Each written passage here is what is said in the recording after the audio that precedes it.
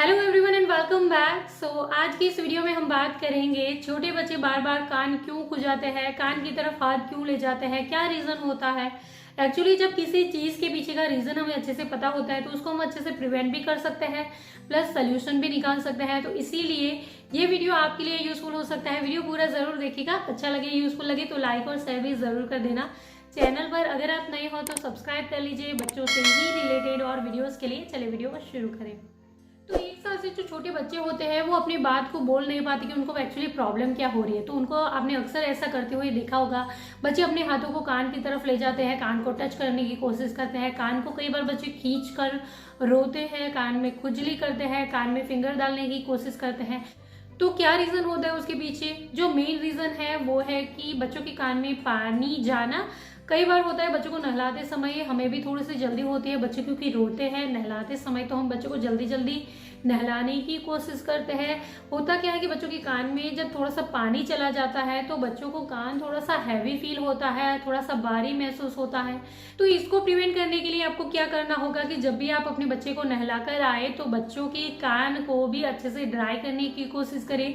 आप टाउल से बच्चों के कान को बाहर से थोड़ा सा ड्राई कर दीजिए और बच्चों के कान में थोड़ी सी फूंक लगा सकते हैं, फूंक मार सकते हैं। तो इससे क्या होगा कि बच्चों के कान के अंदर जो पानी होगा वो ड्राई हो जाएगा, सूख जाएगा और बच्चे को भारी फील नहीं होगा, बार बार उसको इरिटेशन नहीं होगी, वो बार बार कान में खुजाने की कोशिश नहीं करेगा। तो पानी की वजह से भी बच्चों को कानों में इरिटेशन होती है। दूसरा रीजन है ब्रेस्ट मिल्क। ब्रेस्ट मिल्क की वजह से भी कई बार बच्चों को कानों में इरिटेशन होती है। एक्चुअली होता क्या है, जब हम बच्चे को लेट कर दूध पिलाते हैं तो अक्सर ऐसा होता है कि दूध पिलाते समय हम सो जाते हैं, बच्चा भी सो जाता है, बच्चों की माउथ में थोड़ा सा दूध बच जाता है, फिर वो बच्चों के होठों से होता हुआ फिर वो कान की तरफ चला जाएगा। तो अगर बच्चे के कान में ब्रेस्ट मिल्क चला जाएगा तो उसकी वजह से भी बच्चों को कान में इरिटेशन हो सकती है, इनफैक्ट इन्फेक्शन भी हो सकता है।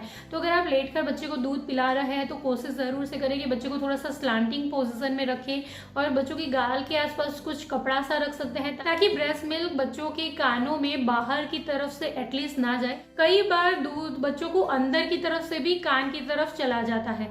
एक्चुअली होता क्या है, हमारे गले की, नाक की और कान की नली एक ही होती है।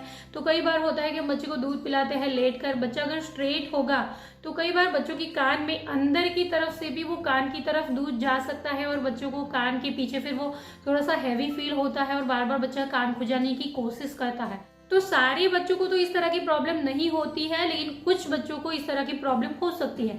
तो अगर आप लेट कर दूध पिलाते हैं और बार बार बच्चा कान टच करने की कोशिश कर रहा है तो कोशिश करें कि बच्चे को लेट कर दूध ना पिलाए, और अगर पिला भी रहे हैं तो बच्चा एक स्लांटिंग पोजिशन में होना चाहिए, मतलब बच्चे का सर थोड़ा सा ऊपर की तरफ होना चाहिए ताकि दूध वो सीधा स्टमक की तरफ चला जाए, ना कि वो कान की तरफ जाए।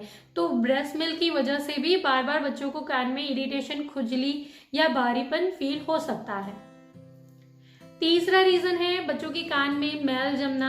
मैल भी दो तरह से जम सकता है, कान के बाहर की तरफ भी जम सकता है, कान के अंदर की तरफ भी जम सकता है। कई बार बच्चों को नहलाते समय हम पूरी बॉडी को अच्छे से साफ करते हैं लेकिन बच्चों के कानों को अवॉइड कर देते हैं। तो होता क्या है, बच्चों के कानों पर, यहाँ पर या पीछे की साइड कई बार मैल जम जाता है। तो उसकी वजह से बच्चों को खुजली होती है, इरिटेशन होती है। तो जब भी आप अपने बच्चे को नहला कर आए, कान को भी अच्छे से पोछिए, बाहर की तरफ से एटलीस्ट अच्छे से उसको पोछिए, पीछे की साइड भी उसको अच्छे से पोछिए, तो मैल वहां पर जमा नहीं होगा और मैल की वजह से बच्चे को प्रॉब्लम नहीं होगी।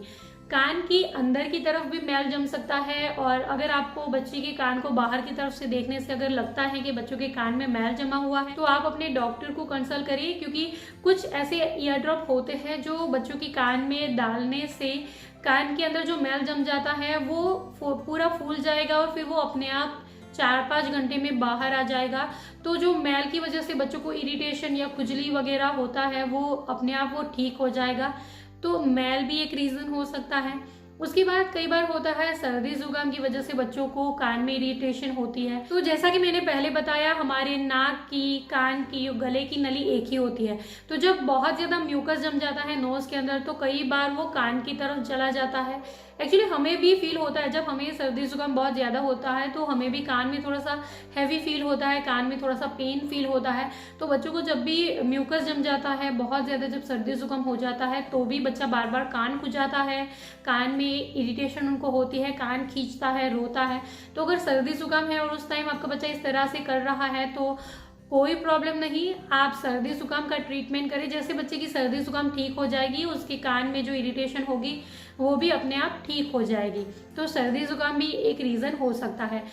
उसके बाद कई बार होता है कि बच्चों की कान में कोई इन्फेक्शन हो गया है या फिर बच्चों की कान में कोई कीड़ा गया है, बच्चा अगर नीचे लेटा हुआ है तो छोटी जो चींटियाँ वगैरह, छोटे जो कीड़े हैं, कई बार वो बच्चों के कानों में चले जाते हैं और वो बहुत ज़्यादा वहाँ पर इरिटेशन कर रहे हैं। तो अगर आपको लगता है कि आपका बच्चा अचानक से कान को पकड़ कर बहुत ज़ोर से रो रहा है, वो चुप होने का नाम नहीं ले रहा है, तो आप तुरंत उसको डॉक्टर के पास लेकर के जाइए और चेकअप करवाएं कि कहीं बच्चों के कान में कुछ गया तो नहीं है।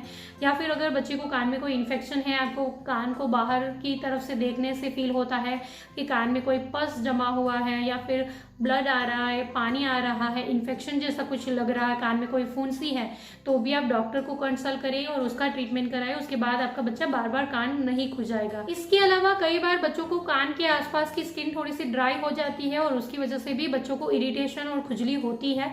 बच्चों को नहलाने के बाद हम उनकी पूरी बॉडी को तो अच्छे से मॉइस्चराइज करते हैं, लेकिन उनकी कानों को कई बार अवॉइड कर देते हैं और कान के आसपास की स्किन ड्राई हो जाती है और उसकी वजह से ईचिंग होती है। तो नहलाने के बाद पूरी बॉडी के साथ साथ बच्चों के कानों के आसपास भी मॉइस्चराइजर जरूर से लगाए। मालिश कर रहे हैं तो बच्चों के कानों की भी अच्छे से मालिश करें, ऑयलिंग करें, ताकि स्किन ड्राई ना हो और ड्राई स्किन की वजह से बच्चे को ईचिंग, इरिटेशन ना हो। ये थे कुछ रीजन जिनकी वजह से बार बार बच्चों को कान में इरिटेशन, खुजली होती है।